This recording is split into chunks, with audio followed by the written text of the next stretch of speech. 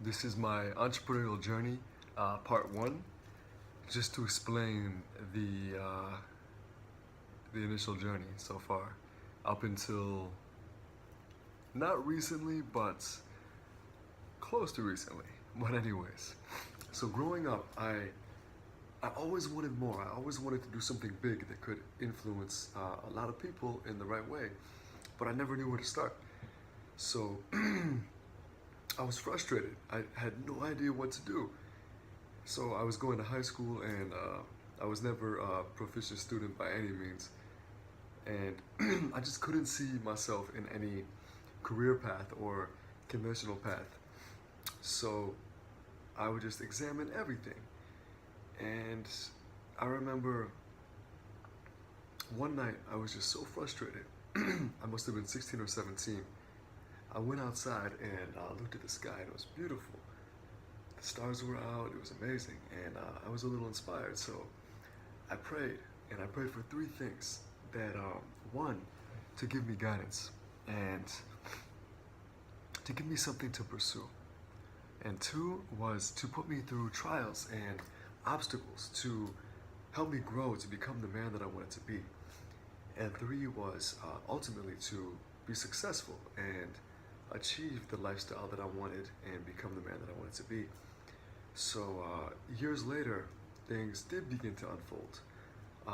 I, age 22, I moved to Miami with $500 in the bank, and I was fortunate enough to live with to rent a room from a friend and go to college at the Florida International University while I was looking for a job. So the first week I began, this is pretty funny actually, I began promoting on South Beach. My roommate set me up with a promoting opportunity.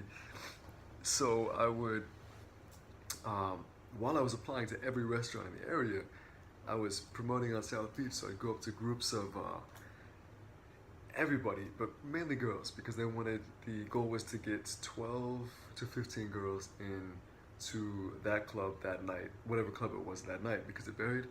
It was a group that worked with certain nightclubs, more than one. So I'd go up to a group of girls laying on South Beach, and I would have to get their attention and have to convince them to come to, Mansion or Cameo that night. And there's so much competition out there, so it was difficult. And then the people I was working for only wanted, it's very it's very cutthroat there and materialistic, and so they only wanted certain girls, not any girl, and it was stressful. So I'm there, and it wasn't really my scene either. I'm more introverted, so it was an experience. Anyways, I began working in a restaurant down the street. I got a job there, so I quit the promoting, got a job at a restaurant, and started working all the time while I was going to school at FIU and getting the college experience. Though I didn't see an end, I knew that I wasn't going to get my career through my education in a university. I wanted to go just for the experience and to learn what I could, but I knew that I wanted to pursue an entrepreneurial path at this time. I just didn't know what to pursue exactly. So I was at FIU for about 2 semesters, and then I dropped out when I had an idea, and that idea was to start a company called Nourish Inc., which was based off of recognizing the need for certain products in the wellness industry. I began to look at trends, and I realized that at that time, when I was in Miami, we were in the midst of a wellness revolution, because previous to that, the industrialization of America made the fast food industry increase, and then with the popularization of the fast food industry and the consumption, it led to a health epidemic. And then in more recent years, the media portrayed that epidemic and just completely shed light on it. And so, in direct correlation to that, we had the rise of the health and wellness revolution, where everyone wanted to be healthier. Everyone wanted to know, you know, what healthy diets were and what to eat, what shows to watch. Dr. Oz, all this stuff was blowing up, and organic was on the rise. Healthy products were on the rise, but there were so many gaps in the market. There were no healthy sports beverages. There were no vegetarian protein beverages. For example, if you were thirsty, your best bet was Powerade or Gatorade, or in certain markets, coconut water. But coconut water is an acquired taste.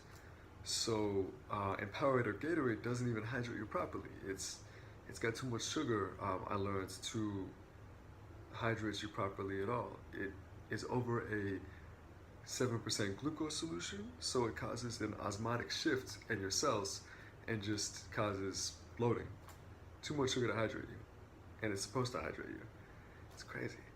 But anyways, so then there were no readily made vegetarian protein beverages. All the protein beverages in the market were whey, soy, or dairy, and we all know that whey is a byproduct of dairy. Dairy is not good for you, and soy is a phytoestrogen, so there were no really healthy options. And so I wanted to create a organic hydration beverage, an organic sports beverage, and a readily made vegetarian protein beverage. So those were the two flagship products out of the three in the first series for a company I started called Nourish Inc. And I started this company with two friends. One of them, my closest friend, he was overseas at the time, and he actually still is my closest friend, and he's still overseas. The other one was a good friend of mine who I lived with at the time, and things didn't work out so well with him within the business relationship. So we started the company, and me and the immediate business partner who I lived with began mixing the formula in our kitchen.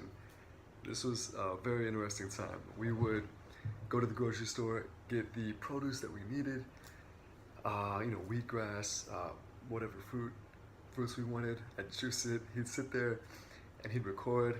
I'd add an ounce of apple juice. I'd be like, 1 more ounce of apple, 1 more ounce of orange, and he'd just sit there and record it. It was funny. It was a lot of fun. But we thought that we needed a lab at that time, so I found a lab in Naples, an hour and a half away, that we used to make our formula stable. So they took the formula, we worked with the pharmacist, they made it shelf stable, we chose the bottles we wanted, and fortunately, my roommate at the time had a lot of extra income he put towards that because it was very expensive. So things progressed. In the end, we had a finished product. It tasted good, but it actually wasn't as healthy as it should have been because we weren't nutritionists and the lab weren't nutritionists either. So it had too much vitamin A, which is a fat-soluble vitamin, which would have caused major issues down the road, liability-wise. And it had too much sugar to hydrate properly again. And so we had to reformulate. And so I wanted to leave the lab behind after I realized that they never really looked out for our best interest, and among other things. And also, the reformulating would have cost a lot of money. So I wanted to leave the lab behind, and they claimed rights to the formula and said that we would have to purchase it for $30,000, which was absurd. So we just said that they can keep it. Left the lab behind. And my business partner, who I lived with, did not, we didn't see eye to eye on many things. And so I had to get him off the corporation. But to do so, I had to pay him back the money that he put in for the lab, which equated to $7,000. $7,000. And at this time, I was working in a restaurant down the street, not making anything. It was so slow. So slow. And everybody there kept telling me, just hang in there, season's around the corner, you'll make crazy money. So I waited, but season never came. So eventually I left there for an opportunity to work at a hotel and resort that was opening in Bell Harbor.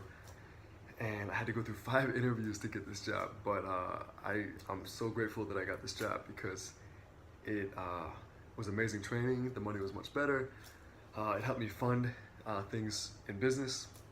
So at that time, it wasn't enough to help me pay back the money that I owed to get him off the corporation, but it helped me a lot with everything else. So with getting him off the corporation, I borrowed money from friends and family, and I had to stagger it. Like, I'm paying you back in 2 weeks, you in 3 weeks, you in a month. It was challenging. So I got him off the corporation. After I got an attorney, which this is a funny story in itself. I had to get an attorney, and so I posted an ad on the University of Miami website searching for an attorney fresh out of law school who hadn't joined a firm yet, who I could give potential equity to work for very cheap, because of course I couldn't afford an attorney. So a few contacted me, and I got to interview attorneys, or future attorneys, at Panera Bread in Brickell. So I remember I was sitting there in Panera Bread, and the first one comes in, and it was this young guy about my age, and he was very smart, seemed like a good guy. The next one was a little older. Then the third one was this lady who had already been in her practice with a firm for years, and she just simply loved business and startups. And so she was amazing. I ended up picking her, and I gave her 1% of the corporation, and then I would pay her a discounted rate for contracts and whatever I needed, setting up the corporation. And I could not have done it without her. She was so good to us. She really looked out for us. So I had my legal side set up, and then she helped me get the business partner out of the corporation. So I owed a lot of money, and I had to reformulate on my own. It was difficult with my other business partner being overseas, even though he did an amazing job with the logo and the website, and of course I couldn't have done it without him. So it was just me and him, and then our attorney, and then I was fortunate to meet a nutritional guy, ironically at Starbucks. And so I gave him 5% of the corporation in return for his guidance nutritionally. And so he gave me the breakdown of what it should be, and then I also learned through him that I didn't have to use a lab. I could actually send the recipe to a place in California to get the nutritional facts analyzed, and they'd send it back to me, and I could work with it that way. So that's exactly what I did. I would mix in my kitchen. I would call I'd call suppliers and pretend like I was a bigger company that was going to order supplies in bulk in order to get a sample from them to mix with, to actually make my product. Otherwise, they wouldn't have taken the time of day to send me a shipment of anything. So this is actually pretty funny. My nutritional guy told me about 2 products. He told me about Cocosin, which was a dehydrated coconut water from a new company called Sabinsa. And this stuff was amazing. He told me I had to get my sugar content down, but I wanted to retain the health benefits of coconut water, so Cocosin was perfect. So I had to call Sabinsa and pretend like I was going to potentially be ordering in bulk down the road. So I received a package of Cocosin, a very small, this particular company sent me a really small container. I think it was like maybe 30 grams. And so I got to use that. And then I had to call a bottle manufacturer, and they were actually pretty difficult. They were the most difficult. I got them to send me about 10 bottles, 10 16.9 ounce bottles. And then all the other ingredients, an organic vitamin blend. That guy would call me every week trying to see when I was ready to order. And so all of these big companies had a minimum, where the minimum was huge. I couldn't afford the minimum, and let alone I would never want that amount unless I was doing a huge production. So it was all temporary.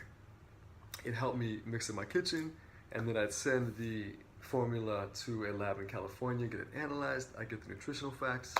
I'd be a little bit off, I'd do it again, and then again, and then again. And then finally, I had the perfect formula that had the right ratio of sodium